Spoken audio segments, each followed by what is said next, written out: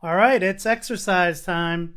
So we're going to take a lot of what we've learned throughout this course and really in this section and build our own little application. Now, this is not going to be anything worthwhile and not going to be something we can reuse, but I don't want to just give you the same thing that we just built.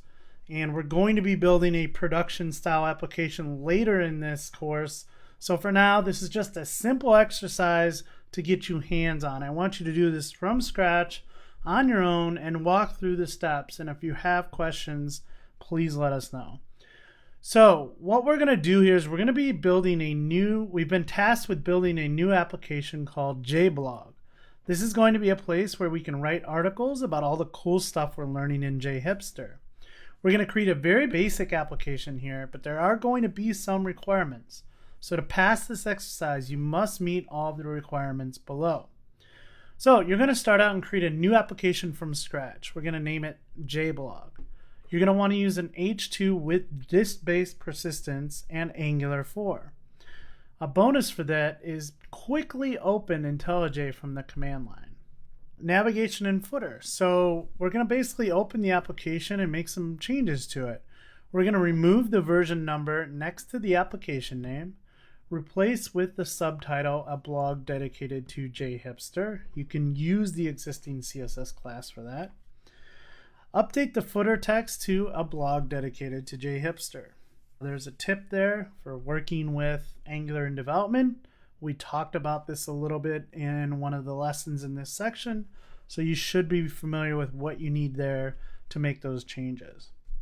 Then we're going to create a new entity. So I want you to use the JHipster sub generator, the entity generator, and we're going to create a new entity, and it's going to be of type post. So that's the class name. It's going to have a title, string, which is also required. It's going to have a body and an author.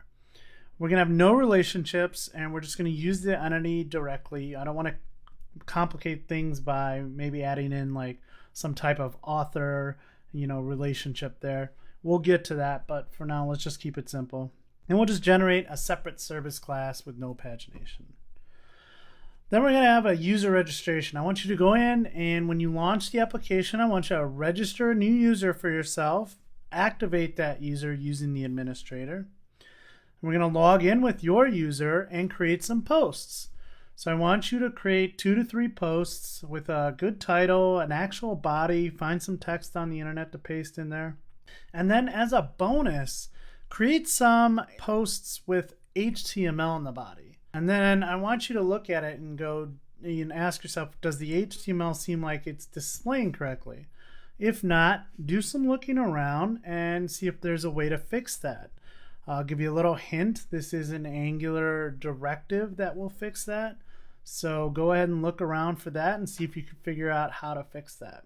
Finally, on the home page, we are going to remove the current information being displayed on the home page. You don't really need to delete any code. We're only going to update here. I just want to display our blog posts in a similar manner that you might see on a blog. The design details are up to you, but I just want all of the blog posts that you create on the home page. So use the existing code that's there. No need to rip any of that out. Just delete the content that's already there, and let's find a way to display those posts on the home page. Here's another hint for that. You really don't have to write much of this yourself. If you go digging around the Angular components, you can probably find most of the code you'll need to do this. So don't worry about homepage security while retrieving posts. This just means that if you're not logged in, you won't actually see posts because we have some security going on with the API. You're going to be logged in to create those posts anyway, and you'll be able to see them on the homepage. So that's your exercise. I want you to work through this, figure out if you find any pinpoints and let us know about them. And what we'll do is we'll come back in the next lesson and I'll walk you through me doing this exercise just like you would. So with that, good luck on this, and we'll see you in the exercise review.